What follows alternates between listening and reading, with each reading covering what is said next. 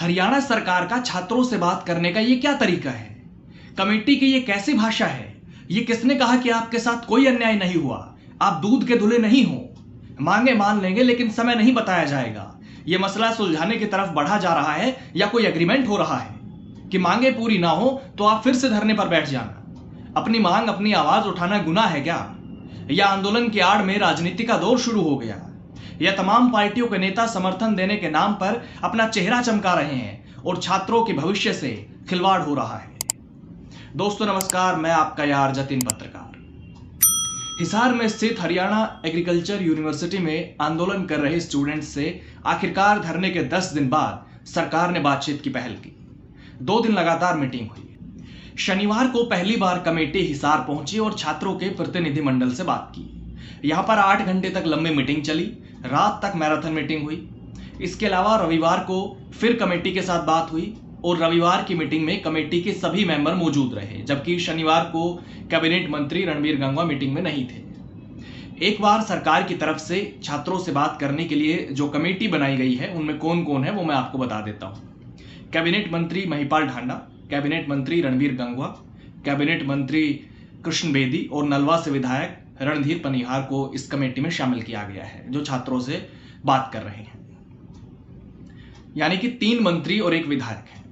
हालांकि कृषि मंत्री श्याम सिंह राणा को भी शायद कमेटी में शामिल किया जाना था, क्योंकि हरियाणा की एग्रीकल्चर यूनिवर्सिटी में आंदोलन चल रहा है, लेकिन शिक्षा मंत्री जरूर इस कमेटी में है। खैर, आगे बात करते हैं। सबसे पहले शनिवार की मीटिंग में क्या क्या हुआ वो सब मैं आपको बताता हूं डिटेल में। डीसी, एसपी, एसडीएम भी इस मीटिंग में मौजूद थे। सबसे पहले मीटिंग में छात्रों ने कमेटी को अपना परिचय दिया। परिचय देने के बाद छात्रों ने पूरा घटनाक्रम कमेटी को बताया, सीक्वेंस ऑफ इवेंट्स पूरा बताया, उनके साथ क्या क्या हुआ, कैसा उनके साथ बर्ताव हुआ, मतलब शुरू से अब तक सब कमेटी के सामने रखा। 10 जून से अब तक जो जो हुआ वो कमेटी को बताया।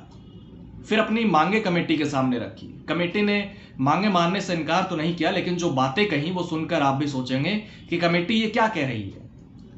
छात्रों के मुताबिक कमेटी ने कहा कि हम मांगे पूरी करने का प्रयास करेंगे, लेकिन समय नहीं बता सकते कि कब तक मांगे मानी जाएंगी। इसके लिए पूरा प्रोसीजर होता है, मांगे मानने में समय लग सकता है, 3 महीने भी, 6 महीने, साल, 2 साल। उसके बाद भी छात्रों ने कहा कि ठीक है, लेकिन जब तक मांगे नहीं मानी जाएंगी तब तक हम धरना जारी रखेंगे। इस पर कमेटी ने कहा कि नहीं, धरना आपको उठाना पड़ेगा आज ही, जिस पर सहमति नहीं बन पाई। कमेटी ने कहा कि अगर आपकी मांगे ना मानी जाएं तो आप फिर से धरने पर बैठ जाना। उन्होंने हमें कहा कि आपकी सारी मांगे पूरी हो जाएंगी, लेकिन इसमें समय लग सकता है, जो कानूनी प्रोसीजर है उसमें समय लगता है, तो हम आपको समय का आश्वासन नहीं दे सकते। हम आपकी मांगे पूरी करने के लिए प्रयास करेंगे, लेकिन इसमें समय लग सकता है, 3 महीने, 6 महीने, साल, 2 साल। तो हमने उनसे यही मांग की कि महोदय, जब तक भी ये समय लगता है आपको किसी भी निर्णय पर पहुंचने से, तो उस समय तक हम हमारे धरने को जारी रखना चाहेंगे। लेकिन उनकी मांग थी कि नहीं, आप धरना तो आज ही उठा लीजिए, क्योंकि सरकार ने आपकी बातें सुन ली हैं और आप सरकार पे विश्वास कीजिए। तो यहाँ पे हमारी उनसे सहमति नहीं हुई थी। जो मीटिंग का इतना लंबा चलने का कारण था वो ये था कि हम आश्वासित नहीं हो पा रहे थे, हम बच्चे। कारण ये था कि हमें लगा कि हमारी समस्याओं का समाधान करने की अपेक्षा उनका जो ध्यान था वो इस बात पे ज़्यादा था कि ये धरना कैसे उठ जाए। उनका मेन एम ये था कि चलो आपकी बातें हमने मान ली, अब आप धरना उठा लो। उन्होंने कहा कि अगर आपकी मांगे फिर हम कुछ इतने समय के बाद भी पूरा ना करें तो आप दोबारा धरने पे बैठ जाना। तो मुझे नहीं लगता वो किसी भी तरीके से एक आश्वासन था जिसको हम मान सकते हैं कि वो हमारे हक में था। तो उस स्कॉलरशिप वाला जो मुद्दा था वो सही कर देंगे, एलडीवी का मुद्दा था वो सही कर देंगे, जो भी इंटरनल मैटर्स थे। बट जो हम पर अटैक हुआ, जो हमारे ऊपर इतने दिन से प्रेशर बनाया जा रहा है, उसकी जिम्मेदारी किसी ने नहीं ली, उसको तो मानने से भी इनकार किया गया। इतना ही नहीं, एक छात्र ने यह भी बताया कि बैठक में किसी मंत्री ने यह भी कहा कि आपके साथ कोई अन्याय नहीं हुआ, आप दूध के धुले नहीं हो, आप तो कल को किसी के भी घर जाकर घेराव कर लोगे। किसने आपको अनुमति दी? किसने आपको परमिशन दी कि आप 12 बजे रात को जाकर वहां पर प्रदर्शन कर रहे हो? छात्रों के मुताबिक इस मीटिंग में कमेटी की तरफ से यह भी कहा गया कि सरकार आपके सामने आ गई है और कल को कोई बच्चा सुसाइड करता है तो उसके रिस्पॉन्सिबल आप 13 छात्र होंगे, क्योंकि उस मीटिंग में 13 छात्रों का प्रतिनिधिमंडल मौजूद था। वहाँ पे मंत्री जी हमें बोलते हैं कि आपके साथ तो कोई अन्याय नहीं हुआ है, आप सब दूध के धुले नहीं हो। हमें मंत्री साहब वहाँ बोलते हैं कि आपके साथ तो कुछ अन्याय नहीं हुआ है, आप सब लोग दूध के धुले नहीं हो।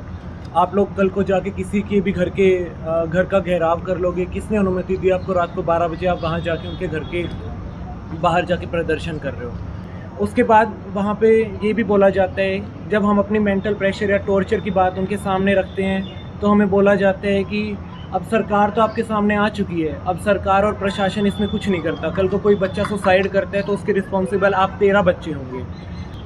और हम छात्रों को बोला जाता है कि आप तो पूरे हरियाणा में बेइज्जती कर रहे हो, पूरे हरियाणा में यूनिवर्सिटी की बेइज्जती कर रहे हो, आप तो हरियाणा को कलंकित कर रहे हो। शनिवार की मीटिंग चली करीब 8 घंटे।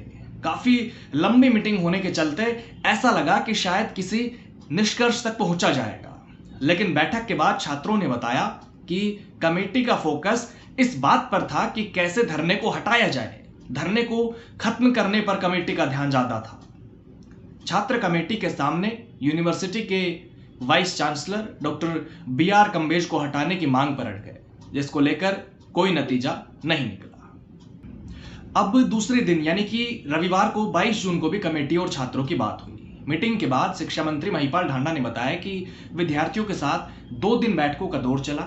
सभी विद्यार्थियों की मांगों को ध्यानपूर्वक सुना गया और उन्हें पूरा करने की सहमति भी दी गई, परंतु विद्यार्थी एक ही बात पर अड़ गए कि विश्वविद्यालय के VC को हटाया जाए। और जब कारण पूछा गया तो उन्होंने नैतिकता की बात की। शिक्षा मंत्री ने कहा कि विद्यार्थियों के कहने पर बीच का रास्ता भी निकालने पर बात हुई। विद्यार्थी बैठक में यही कहकर निकले कि पहले VC को बर्खास्त कीजिए, उसके बाद ही बातचीत होगी। उन्होंने कहा कि कुछ बातें ऐसी भी हैं जो नहीं बताई जा सकती, लेकिन फिर भी वो हमारे ही बच्चे हैं और हम सब बातों को दरकिनार करते हुए विद्यार्थियों की सारी बातें मानने को तैयार हैं। पर सभी ने यही कहा है कि पहले वाइस चांसलर को बर्खास्त करो और उसके बाद ही बात करेंगे। तो वहीं कमेटी के सदस्य कैबिनेट मंत्री कृष्ण बेदी ने कहा कि जो बातें विद्यार्थियों ने बैठक में बोली हैं, वही बातें विधानसभा सत्र में उन लोगों ने बोली है जो आज विद्यार्थियों को बरगला रहे हैं।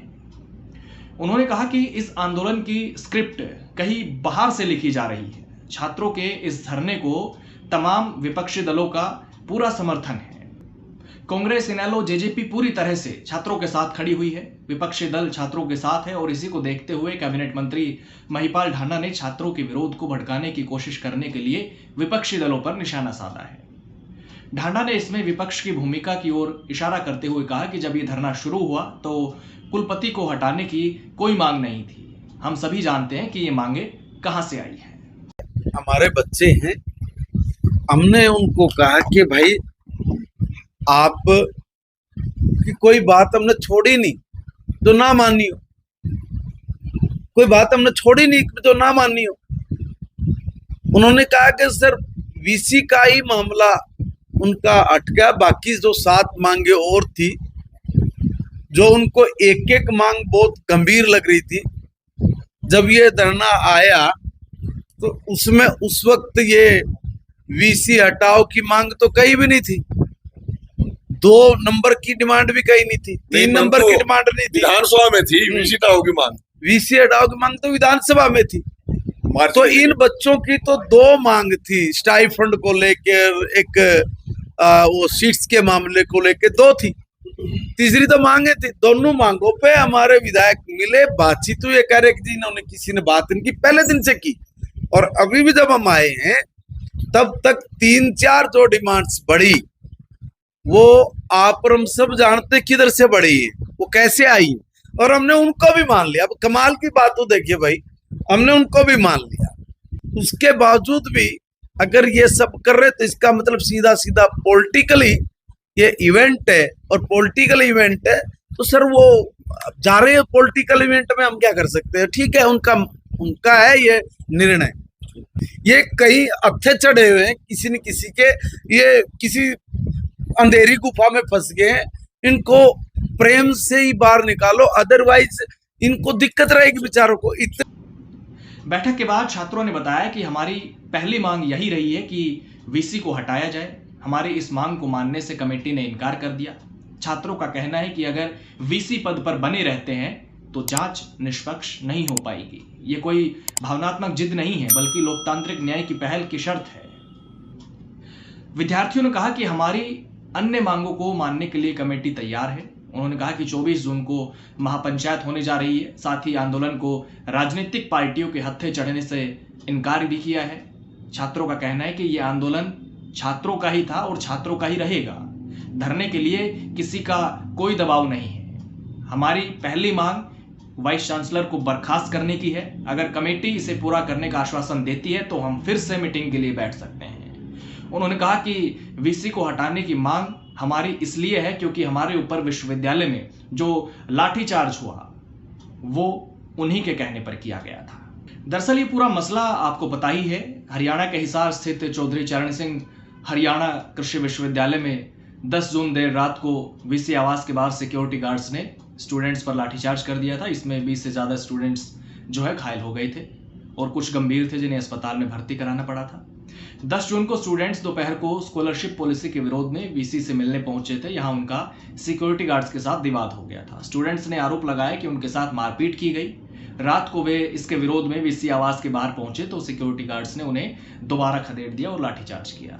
ये पूरा मसला मैं आपको पहले ही बता चुका हूं कि ये विवाद क्या है और स्टूडेंट्स धरने पर क्यों बैठे हैं। लेकिन अब बातचीत का दौर चल रहा है और बात नहीं बन पा रही है। सरकार वीसी को हटाने की मांग मानने को तैयार नहीं है और छात्र कह रहे हैं कि मांग नहीं माने जाने तक धरना जारी रहेगा। और अब कार्रवाई नहीं होती है तो यह मान लिया जाएगा कि शासन खुद इस अन्याय और दमन का संरक्षक है। तो अभी कोई बात नहीं बनी है और मंगलवार 24 जून को महापंचायत बुलाई गई है। इसमें कई नेता, संगठन, किसान नेता भी पहुंचेंगे। देखते हैं आगे क्या फैसला होता है। क्या वीसी को हटाया जाएगा या फिर महापंचायत में कोई बड़ा फैसला लिया जाएगा। लेकिन सवाल तो ये भी उठ रहे हैं, क्या वाकई आंदोलन की आड़ में राजनीति तो नहीं हो रही है? क्या आंदोलन चलाने के पीछे किसी का हाथ है? या छात्रों को इस बात पर भी ध्यान देना होगा, कहीं जो राजनीतिक दल अपनी राजनीति चमका रहे हैं उनकी चमक के आगे छात्रों के भविष्य की चमक तो धुंधली नहीं हो रही है। नमस्कार।